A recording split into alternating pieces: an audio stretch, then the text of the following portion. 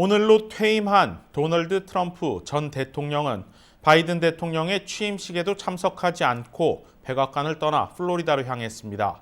마지막 연설에서도 바이든 대통령을 언급하지 않고 다시 돌아올 것임을 시사했는데요. 하지만 물러난 전임 대통령의 향후 앞길이 순탄치만은 않아 보입니다. 김경일 기자입니다. 트럼프 전 대통령은 오전 백악관을 떠나 메릴랜드주의 앤드루스 공군기지 활주로에서 환송 행사를 갖고 계속해서 싸우겠다고 밝혔습니다. I will always fight for you. I will be watching, I will be listening, and I will tell you that the future of this country has never been better. 트럼프 대통령은 코로나19 백신 보급 등 자신의 성과를 연설하며 조 바이든 대통령에 대한 언급 없이 미국의 성공을 기원했습니다. I wish the new administration great luck and great success. I think they'll have great success. They have the foundation to do something really spectacular. 트럼프 전 대통령은 자신을 지지해준 마이크 펜스 부통령 부부와 의회에 감사를 표했습니다.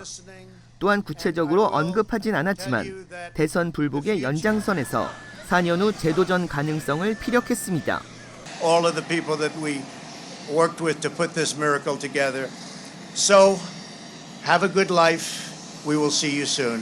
Thank you. Thank you very much. Thank you very much. 트럼프 전 대통령은 퇴임 직후 탄핵에 직면합니다. 공화당 실세인 맥코넬마저 트럼프 대통령이 탄핵될 만한 위법을 저질렀다고 등을 돌려 탄핵이 현실로 이어질 수 있다는 분석입니다. 이에 대비한 듯 트럼프 전 대통령은 임기 마지막 순간 73명을 사면하고 70명을 가명하는 대사면을 단행했습니다.